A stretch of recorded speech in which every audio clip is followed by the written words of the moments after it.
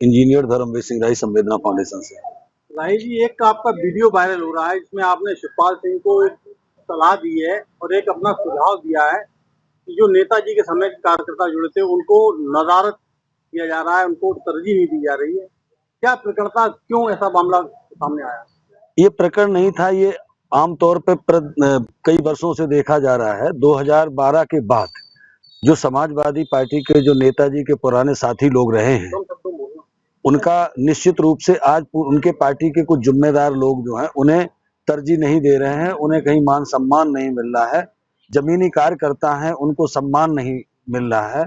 जो बूथ पे काम करते हैं, बूथ पे वोट डलवाते हैं, उन लोगों को महत्व और सम्मान नहीं मिल रहा है। तो ये बात हमने कही कि 27 का सपना इस तरह से जैसे राजनीति मैनपुरी में हो रही है वैसे नहीं हो रहा है, क्योंकि यहाँ की आम जनता का दर्द है, किसानों का दर्द है, युवाओं का दर्द है, मजदूरों का दर्द है, दुकानदारों का दर्द है। विपक्ष की मुख्य भूमिका में रहते हुए भी समाजवादी पार्टी के जिम्मेदार जो जिले के नेता हैं, उन मुद्दों पे कहीं आवाज नहीं उठाते, कहीं उस पर बात नहीं करते। ऐसा कब लगा, क्यों लगा आपको?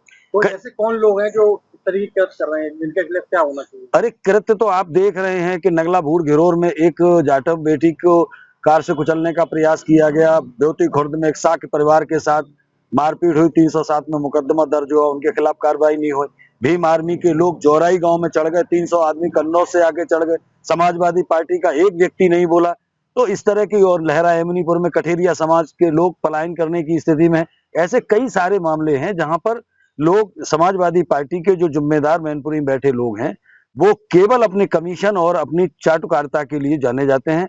आम जनता से इनका कोई लगाव नहीं है, न कोई लेना देना है। यही कारण है कि आज समाजवादी पार्टी का ग्राफ निरंतर गिरता चला रहा है, वोट ऑफ परसेंटेज गिरता चला जा रहा है, सीटें हार रहे हैं। शिवपाल जी ने क्या जवाब दिया है कि आपने कुछ चोर टाइप के, उठाईगिरी टाइप के लोग, कुछ गलत मानसिकता के लोग पार्टी में शामिल, उनको बाहर किया जाए?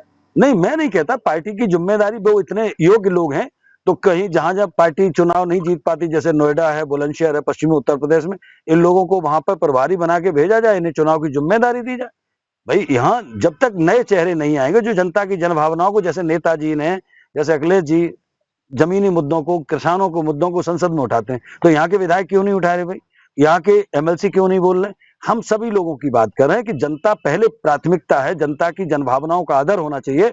और जिस तरह से नेताजी ने मैनपुरी को एक कर्म क्षेत्र बनाया और नेताजी ने हर दुख सुख में खड़े रह करके मैनपुरी के विकास के लिए जो प्रयास किए, वो प्रयास अब नहीं हो रहे हैं। प्रयास हमें आश्वासन दिया गया शिवपाल जी की तरफ से? नहीं, माननीय मंत्री जी ने कहा कि ये आपकी बात रखी जाएगी, और हमारे पास भी शिकायतें आ रही हैं, और राष्ट्रीय अध्यक्ष से बैठ करके पुराने जमीनी कार्यकर्ताओं को, तमाम ऐसे लोग हैं, शाक्य समाज में भी तमाम लोग हैं, क्षत्रिय समाज के भी लोग हैं, ब्राह्मण समाज के भी लोग हैं,